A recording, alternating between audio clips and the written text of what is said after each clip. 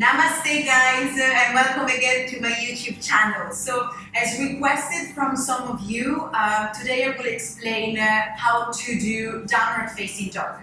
I know that for some of us it's quite hard at first to bring the heels down the ground because it requires a lot of work through the back of our legs. So mainly hamstrings, calves and a little bit of hips as well. So today I'm going to show you the exact alignment for downward facing dog, and I will give you the variation if your heels are not down the ground yet, okay? Which is absolutely fine, as in everything in life it takes time to to get there, but with a lot of practice and constant dedication, no problem guys, your legs will get nice, long and strong, and you will be able to support your full downward facing dog.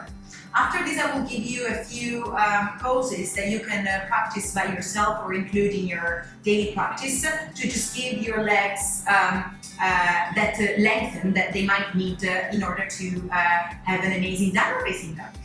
Okay, so we will start. I'm going to first show you the proper downward facing dog. We will start in a child position. Okay, so bring your feet to touch, your legs wide apart and your arms forward.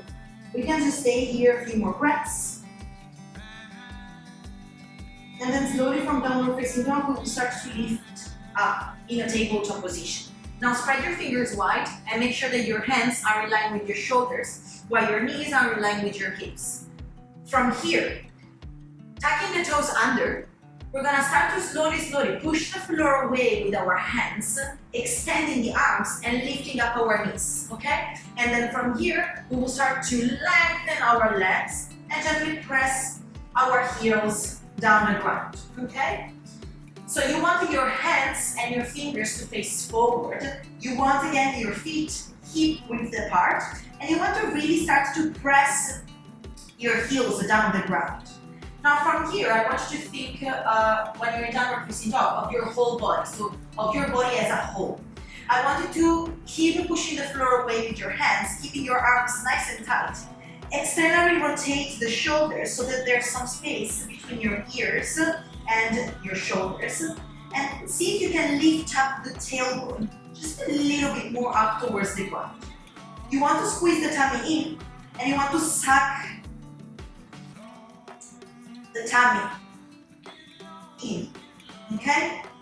Squeeze the tummy in, suck the tummy towards the navel, and bring the gaze right in between your legs or knees, okay? So we're gonna stay here, opening from the shoulders, pulling the tailbone high, giving a nice and long stretch to our legs. This is your full downward facing dog, okay? Because this one is quite hard, I'm going to now show you the variation with legs bent. Okay guys, so we will start again. This time let's go straight into our tabletop position, find the alignment. Tucking the toes under, pushing the floor away, and now lifting until it feels good for us. So always looking towards the feet here. Maybe we are here, maybe we manage to come a little bit higher. Remember again the alignment that I explained because it should be the same. So gaze back, suck the tummy in, opening the shoulders, rotating them outside, externally. And then slowly from here, we'll start to gently push one heel down at a time. Okay, really slowly. This is actually pretty good because it already works a lot. I'm gonna open up, come a little bit more to the center. It will just start to awaken, let's say, the back of your legs. So hamstrings, calves, and it will also move your hips a little bit, okay? So even if you're here, guys, that's absolutely fine. Slowly, with time, with a lot of practice, you will be able to come into your full downward facing dog, okay? So as I said, downward facing dog requires particular attention to our legs, hamstrings and calves. Some of the poses that you can integrate in your practice are obviously downward facing dog itself. Paschimottanasana, so seated fold, keeping the legs nice and straight, your feet, toes pointing up. We're gonna inhale, sucking the tummy in and lengthening through the spine. And when we're gonna exhale, we'll start to lean forward. Try and think of flexing your hips rather than curving your back, because you really want to keep your back straight here and bring the chest down towards your legs, okay? Maybe we managed to go a little bit lower by grabbing our feet, but even if you're here grabbing your ankles or maybe your knees, again guys, absolutely fine. You will notice that with practice and with the correct breath work, so including the pranayama in your asana, you will get deeper and deeper into every asana, into every pose, okay? So again, as I said, inhaling, lengthening through the spine, looking forward, and exhale, leaning forward. I would recommend to stay for 5 to 10 breaths if you really want to give that nice stretch over the back of your legs. And then slowly lifting back up. Here. And exhale, release. So seated fold is a great one. There's another one as well. Again, seated fold, wide leg, which works exactly the same. Here we're working a little bit more on the inner thigh. But the aim, let's say, is the same. So finding this nice length through your legs, and at the same time relaxing your lower back, okay? So again, from here, inhale, and exhale, slowly, slowly walking your hands down. Maybe we manage to bring our elbows down the ground to your forearms, staying wherever feels good for you. Breathing again, 5 to 10 breaths. And then slowly lifting back up, walking your hands backward, and maybe giving a little shake to your legs if you need. So 2 folds, okay? Straight legs fold and wide leg fold. Another one that I would recommend is a standing fold, which is a Uttanasana. So we're gonna come here, feet in line with your hips. Inhaling, lengthening and opening through the chest, lengthening the spine, and then exhale, start to bend your knees and slowly, slowly, slowly lean forward to drop the upper body down. See if you can bring your hands down the ground. Now I am bending my knees because I am just imagining that there's a lot of, there's tightness at the back of my legs, okay? So we are here, allow your chest to rest on your thighs.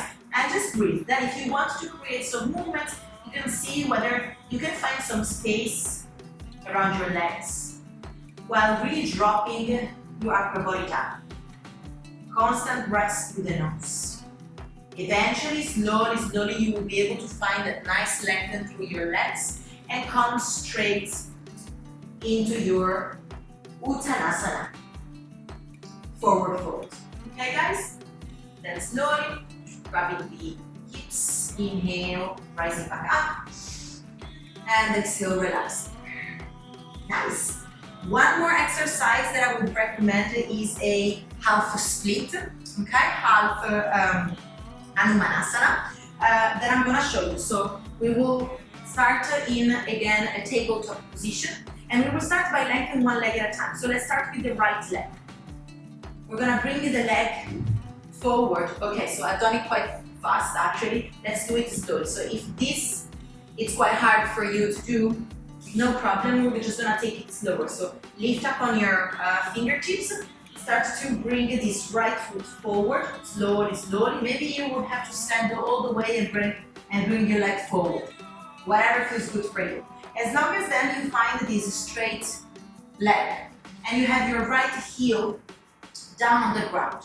Now your feet, your toes facing up will also help to lengthen the calf, but this is already quite strong. So if it's too much, you're just gonna relax your foot here. Taking a few breaths, making sure that your hips are square and they face forward. Keeping your hands down. Inhaling, opening through the chest, lengthening the spine. And exhale, slowly, slowly, we will bring our chest down towards the sky, okay? Breathing deeply through the nose. Again, your breath is everything, guys. It will really help you to go deeper and deeper into your practice. So you can take a few, again, 5 to 10 breaths if it feels good. And then slowly release, maybe bending first, coming all the way up, and then back down. Now let's do it from here rather than going into this half Hanumanasana from tabletop. Let's pretend that we have a really tight legs right now, okay? So we do the same on the left leg. So slowly bringing this left leg forward. Maybe we manage to keep it straight. Maybe it's a little bit bent still, doesn't matter. See if you can drop your hands down. If this is already, is again too much, you can maybe grab 2 blocks. I don't have them right now with me, but you can just grab something, maybe a few books, something that will help your arms, let's say, find grippiness, okay, on the ground. So that you can really focus on this leg rather than on finding balance or some other things that might happen within this moment, okay? So staying here again, taking a few breaths, breathing, looking forward, and exhale, lowering. 5 to 10 breaths, and then slowly release it coming up, maybe grabbing again the blocks or whatever you have, and then bringing this leg back. That's it. So pretty simple, guys. There's a lot of other poses that you can do in order to find your downward facing dog. But as I said, you will notice that if you keep practicing asana, if you keep really breathing into the pose, you will see that the downward facing dog will come all of a sudden. Eventually you will get there. There's no rush, but yet try and really find yourself in that moment and connect your breathing with your body, with your mind, and with your soul. I hope, guys, that you find this helpful and that I replied to your questions. If you want to leave a comment below, or if you have any other thoughts that you want to share with me, I am here for you. So please let me know, and I will provide you with maybe some more videos, or you can find me on Instagram as well if you want to talk to me, Alicia Maisetti. And yes, if you liked the video, like it, share it with your friends, and subscribe to my channel. Thank you very much, and see you next time.